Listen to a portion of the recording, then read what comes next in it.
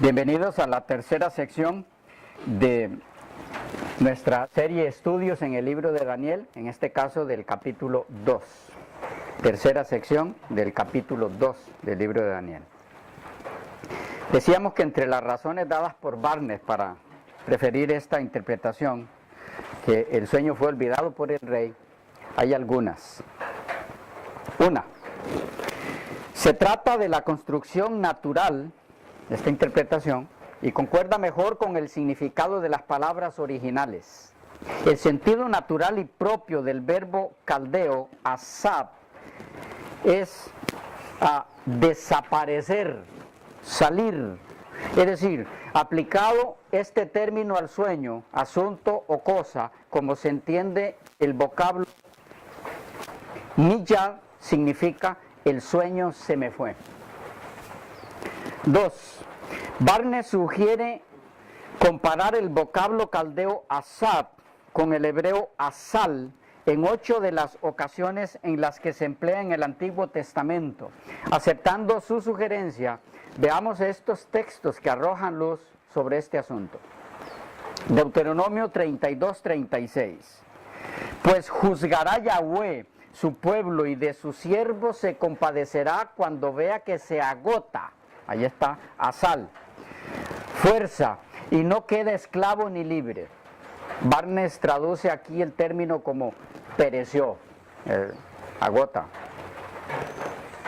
Primera de Samuel 9:7. Y dijo Saúl a su criado, y he aquí que iremos, y qué traeremos para el hombre, pues el pan se agotó. Ahí está, asal, otra vez. Se agotó de nuestras sacas. De nuevo aquí el vocablo hebreo correspondiente al caldeo asad es traducido como agotó, es decir, ya no estaba ahí. Job 14:11. Como se evaporan las aguas del mar y un río se seca, así en este caso el vocablo asal es traducido como evaporan, es decir, se van, ya no están. Esdras 4:23. Entonces cuando la copia de la carta de Artajerjes el rey fue leída delante de Rehum y de Simsai, el secretario y sus compañeros fueron, ahí está otra vez, asal, de inmediato a Jerusalén. Aquí es traducido como fueron, o sea, ya no estaban allí. Esdras 5:8. Notorio sea al rey que fuimos, ahí está otra vez, asal, a Judea. De nuevo el sentido aquí es de irse. Daniel 2:17. Enseguida se fue, ahí está otra vez, asal, a su casa. Enseguida se fue a su casa. Una vez más, asal, el correspondiente a asab, deja ver su sentido de irse. Daniel 2:24. Después Daniel se fue, ahí está asal, otra vez, donde Arioc. Daniel 6:18. Fuese, ahí está asal de nuevo, el rey a su palacio. Algunas razones por las cuales el asunto al que se hace alusión en Daniel 2:5 no puede referirse al decreto del rey, sino al sueño olvidado, son las siguientes, cuyas ideas centrales son dadas por el mismo Barnes. Una. Esta interpretación se sustenta en la Vulgata de Jerónimo y por el griego de la Septuaginta. 2. No tiene sentido el aplicar el asunto a un decreto del rey que aún no se había dado, al momento de ser llamados los sabios ante él. El decreto contra ellos se da después de que muestran su incapacidad y no al momento de iniciar, donde les da a conocer la razón por la que fueron convocados, que es cuando se utiliza el término, el asunto, la cosa, la palabra. 3. No es necesario suponer que el rey conservó la memoria del propio sueño y que proponía simplemente probarlos, es decir, que les dijo una mentira deliberada a fin de poner su capacidad a prueba. Nabucodonosor fue un monarca cruel y tal cosa no hubiera sido del todo incompatible con su carácter. Pero no hay que cargar innecesariamente la crueldad y la tiranía a ningún hombre, ni debemos hacerlo a menos que la evidencia sea tan clara que no podamos evitarlo. Además de eso, una prueba de este tipo se encuentra en el más alto grado de improbabilidad. No había necesidad de ello. y era contrario a la creencia establecida en la materia en esa época. Estos hombres fueron retenidos en la corte, entre otras razones, con la propia finalidad de explicar los pronósticos del futuro. Había, por lo tanto, confianza en ellos. ¿Cómo entender entonces que de pronto, de la nada, ya no había confianza en ellos? Barnes recalca que no parece que el monarca babilónico había tenido ninguna razón para desconfiar de su capacidad, de los sabios, en cuanto a lo que profesaban. ¿Y por qué debería, por lo tanto, en esta ocasión resolver colocarlos en tan inusual y obviamente injusto juicio? Y concluye: por estas razones, parece claro que nuestra versión común ha dado el sentido correcto de este pasaje y que el significado es que el sueño se había hasta ahora apartado de él y que él mismo no lo podía repetir, dar a conocer o declararlo, aunque él conservaba la impresión de su naturaleza portentosa y de su contorno espantoso, como para llenar su mente de alarma. Continúa el texto diciendo: seréis hechos pedazos. Según otro expositor, lo que estaba diciendo el rey a estos hombres era algo más o menos así: adivinen lo que soñé e interprétenmelo, y si no, ya saben lo que les ocurrirá, y apresúrense en hacerlo, porque no estoy para cuentos ni tardanzas de su parte. El texto dice literalmente: desmembrados. Se les cortaría miembro por miembro. En trozos seréis cortados, según traduce Ricardo Cerny. La amenaza planteada por el rey, seréis descuartizados, estaba de acuerdo con las costumbres de castigos de esas épocas de despotismo mesopotámico. Los relieves asirios, así como sus registros, son pródigos, mostrando el deleite descuartizador de sus monarcas. Así, por ejemplo, Asurnasipal refiere cómo aplica su política de terror acostumbrada al registrar lo que hizo, entre otras atrocidades, como castigo a los habitantes de una ciudad conquistada.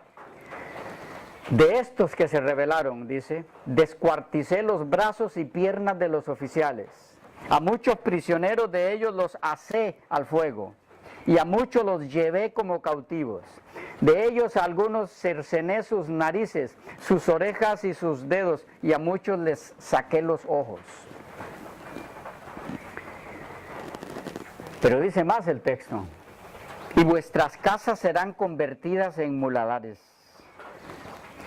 Más poderoso que la mayor parte de los déspotas orientales y tan cruel como ellos, la capacidad de Nabucodonosor de llevar a cabo el cumplimiento de tales amenazas quedó ampliamente confirmado en el trato que aplicó al rey judío Sedequías, según 2 de Reyes 25:7, y a Acab y a Sedequías, dos judíos rebeldes en Babilonia, según Jeremías 29:22, y a los 3 amigos de Daniel, según el capítulo 3 de Daniel.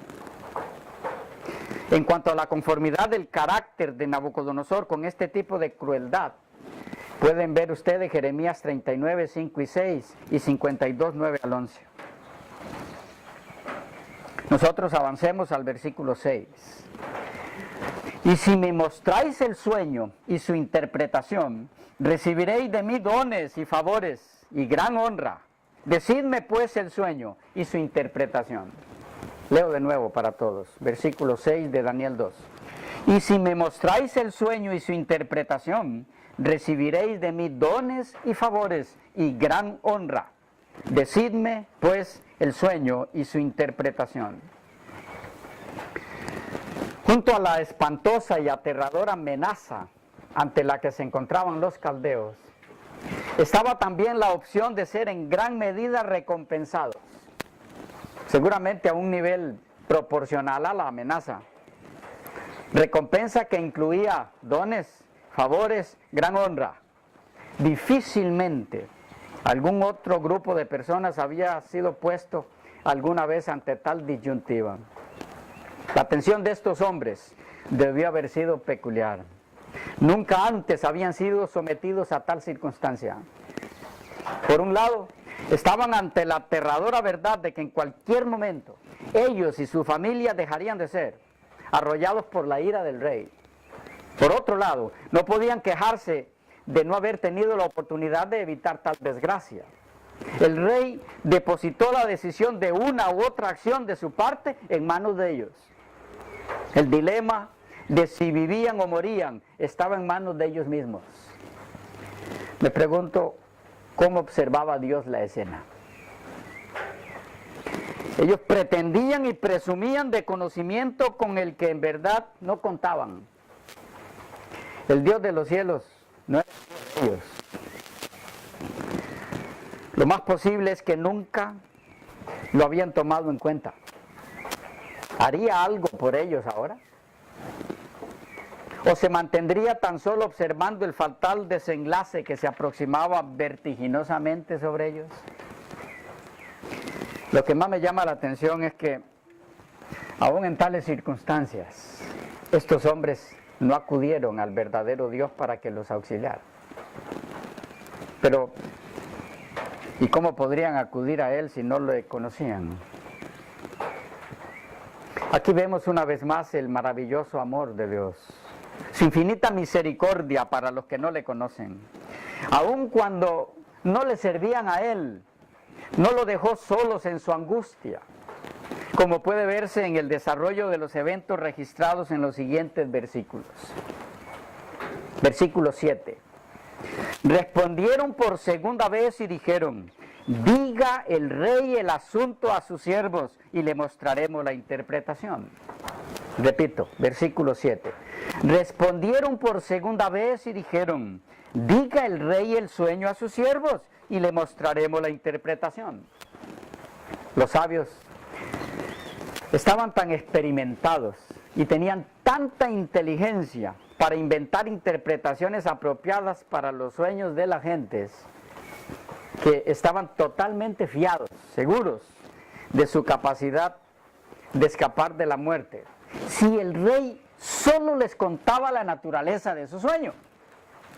De hecho, se han descubierto elaborados manuales acadios para la interpretación de varios tipos de sueños, indicándose con ello la magnitud de esta antigua pseudociencia. Es claro que los sabios en cada una de estas categorías necesitaban algo con qué trabajar. Los astrólogos usaban las estrellas, los adivinos usaban hígados de ovejas, otros usaban diferentes señales en la naturaleza que les indicaban algo, como el nacimiento de algún animal con deformidad congénita.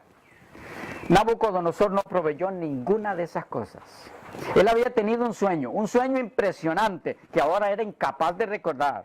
Sus sabios debían proveer el sueño y su interpretación, las dos cosas.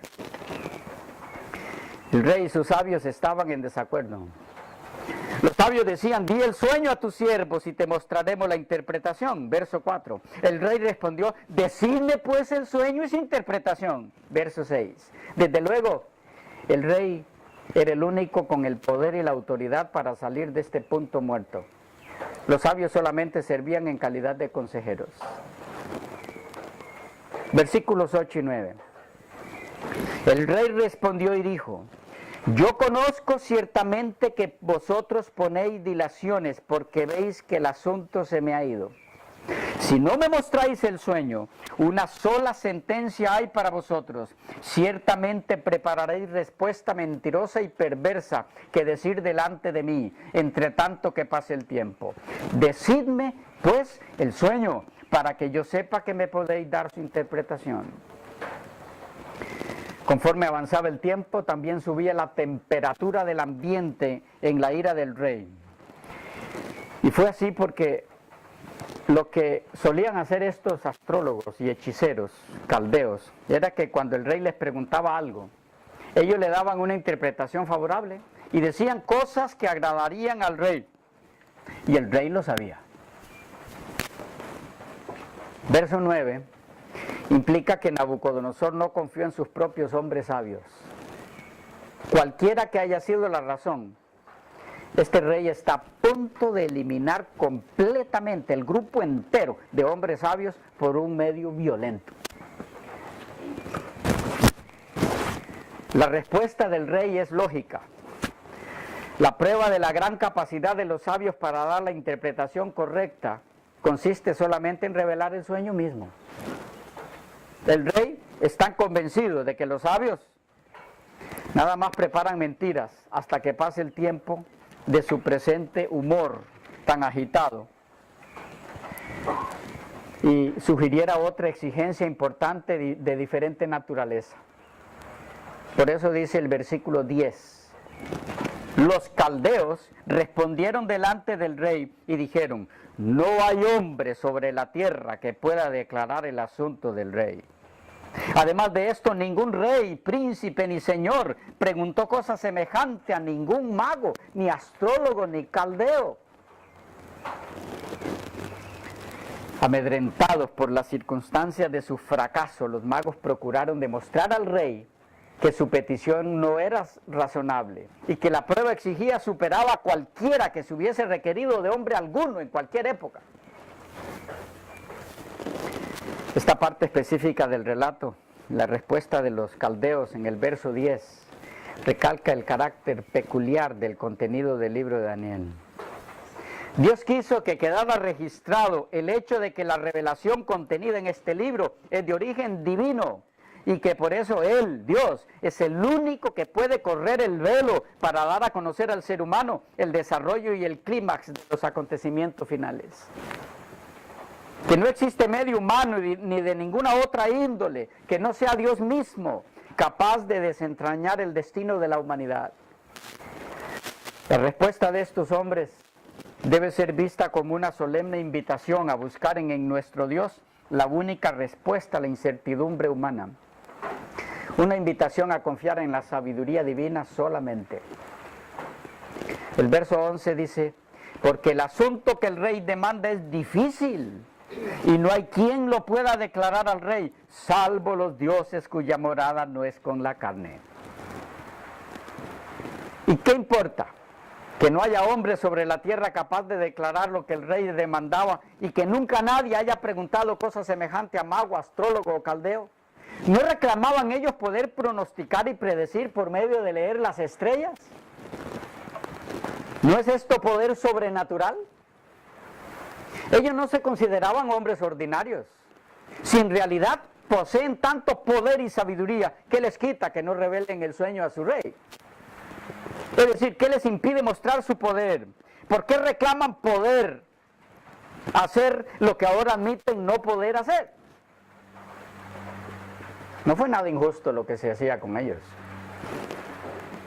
Una vez más, puede verse aquí la falsedad de los diferentes medios ajenos al Dios del cielo que pretenden conocer y descifrar el futuro. Con todo respeto para las personas que se dedican a eso, este episodio revela que tales actividades están basadas en conceptos falsos, que a la hora de la hora desenmascaran a sus proponentes y no son dignas de atención porque atentan contra el sano juicio y tarde o temprano avergonzarán a sus defensores, sean estos en la actualidad representantes de prácticas como de la lectura de la mano, la bola de cristal, la ouija, la lectura de los naipes, cartas, las consultas con espiritistas, los juegos de azar o cualquier otra rama de estas costumbres contrarias a la palabra de Dios y condenadas por ella, como la concentración mental, poner la mente en blanco, una de las principales prácticas de las creencias yoga, que está influenciando en forma impresionante a nuestro mundo actualmente e introduciéndose aún en instrucciones en iglesias cristianas. Por otro lado, los caldeos admitieron francamente que reconocían una inteligencia superior, una mente o mentes maestras que tenían una sabiduría mucho más elevada que la de los seres humanos. No es claro aquí a qué tipo de deidad se referían, si a algunos de sus tantos dioses falsos o a una deidad real desconocida para ellos. Lo que sí es claro es que este reconocimiento por parte de los caldeos preparó el camino para el profeta Daniel, a fin de que entrara en escena y para que el verdadero y único Dios se diera a conocer a todas estas personas, a fin de que el maravilloso plan de redención fuera conocido por ellos también. Alabado sea nuestro Dios, que no quiere que nadie se pierda y que aprovecha toda circunstancia, por negativa que parezca, a fin de que todo el que desee conocer tenga la oportunidad de hacerlo. Versículos 12 y 13. Por esto el rey, con ira y con gran enojo, mandó que matasen a todos los sabios de Babilonia. Por esto el rey, con ira y con gran enojo, mandó que matasen a todos los sabios de Babilonia. Y se publicó el edicto de que los sabios fueran llevados a la muerte. Y buscaron a Daniel y a sus compañeros para matarlos. El rey estaba airado en extremo, porque había descubierto a todas luces que tanto él como todo su pueblo habían sido víctimas del engaño en las pretensiones de estos supuestos sabios, y dio la orden de destruirlos a todos. Si no podían darle el sueño junto con la interpretación, entonces todos los años que habían servido a él lo habían engañado, y al pueblo. Daniel y sus compañeros fueron incluidos por el hecho de ser estudiantes en el colegio donde enseñaban estos sabios. Ellos no estuvieron presentes cuando los otros fueron llamados delante del rey. Quizá no les fue permitido presentarse por los celos con que fueron mirados por los de más edad. Dijeron, estos, ¿qué van a ir a hacer ahí? Este acto de Nabucodonosor de mandar a matar a todos los sabios de su reino no era algo inusual para un tirano. Por ejemplo, Joseph Stalin mató a sus generales, a todos los oficiales de rango superior a coronel. Es un hecho histórico que de vez en cuando los tiranos hacen desaparecer a ciertos grupos de gente. Y aun cuando cueste creerlo, debemos saber que nuestra época no escapa de esas formas de actuar. Hoy día existen sistemas ocultos que en su camuflada tiranía están reduciendo a la humanidad en forma colectiva y en cantidades significativas que superan en creces al acto de Nabucodonosor. Y esto por medios insospechados por la mayoría de los pueblos, con la diferencia de que en nuestro tiempo todos estos actos de tiranía que rayan en el genocidio nos llegan camuflados o disfrazados, de tal forma que el mismo pueblo, en su ignorancia de las circunstancias, participa en su propio genocidio oculto. Lo irónico del asunto es que los medios utilizados por estos tiranos actuales son precisamente muchas de las instituciones y organizaciones cuyos supuestos fines son el bienestar de la humanidad. Llámese esta ciencia, medicina, instituciones mundiales representativas del bien común en el área de la salud, farmacología, medios masivos de prevención de enfermedades, etc. Así que no seamos tan prontos para señalar a Nabucodonosor en su despiadada orden, sin antes observar con detenimiento nuestra propia situación actual, y con la diferencia de que Nabucodonosor no hizo nada oculto. Pero volviendo al punto, el asunto es que la orden se dio por parte del rey. Ante la incapacidad manifiesta de los sabios de Babilonia, el rey se enojó al punto de amenazar de muerte. Como ya se mencionó, se trata de una actividad que en nuestra época nos sorprende. Pero los asirios eran conocidos por su crueldad. A veces cortaban los cuerpos de sus enemigos y quemaban sus casas. ¿Por qué el rey se enojó tanto? Por lo menos por dos razones. Por un lado, estaba angustiado por conocer el contenido del mensaje que, según él, los dioses querían hacerle conocer. Por otro lado, se dio cuenta de la incapacidad de los magos, caldeos, etc.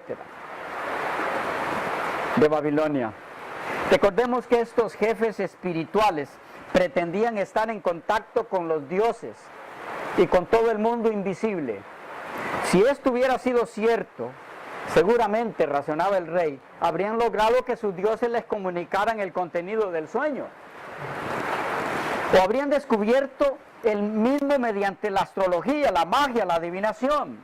El no poder hacerlo era la prueba de que lo que pretendían realizar no era más que mentiras. De paso, Qué contraste entre los dioses superiores del paganismo y el único y verdadero Dios. Los primeros no se comunican con la carne, según sus mismos representantes, mientras que el Dios verdadero se comunica a tal grado que se hizo carne, según Juan 1:14. Por otro lado, el decreto del rey fue en verdad temerario, puesto que los hombres cuya muerte había ordenado constituían la clase más alta de la sociedad. Dicho decreto era irracional, fruto de un arrebato de ira, pero con todo fue utilizado por la providencia divina para manifestar sus propósitos. Esto a partir del momento en que el decreto incluyó a Daniel y a sus compañeros, que quizá también por el hecho de estar recién graduados no fueron llamados originalmente ante el rey. El monarca solo había llamado a los dignatarios de más alta categoría, exponentes de todo el conocimiento de su arte. Ni el rey ni los príncipes pensaron en llamar a Daniel y sus 3 amigos, así como los médicos especialistas de Babilonia. Frente a una desconcertante enfermedad, tampoco habrían consultado a inexpertos médicos recién graduados. En otro orden de cosas, el hecho de que no fueron llamados ante el rey junto con los sabios revela que la educación de Daniel y sus compañeros no incluyó cursos de encantamiento y adivinación, como algunos críticos pretenden hacernos creer. Daniel y sus compañeros no habían sido contados entre los magos y caldeos, y por esto no fueron llamados a la presencia del rey. La providencia lo había ordenado de modo que toda sabiduría meramente humana fuese mostrada vana, antes que su divino poder fuese manifestado por medio de su siervo. Tenemos aquí entonces una especie de paradoja, en la que resalta o sobresale la providencia divina. Primero, haciendo que Daniel no fuera incluido entre los llamados ante el rey, y luego haciendo que fuera incluido dentro del decreto de muerte, aun cuando no había sido partícipe de la demostrada incapacidad de los sabios. La mano de Dios estuvo permanente en todo este proceso. Y esto nos lleva al versículo 14a, que lo veremos en la próxima sección porque se nos volvió a ir el tiempo.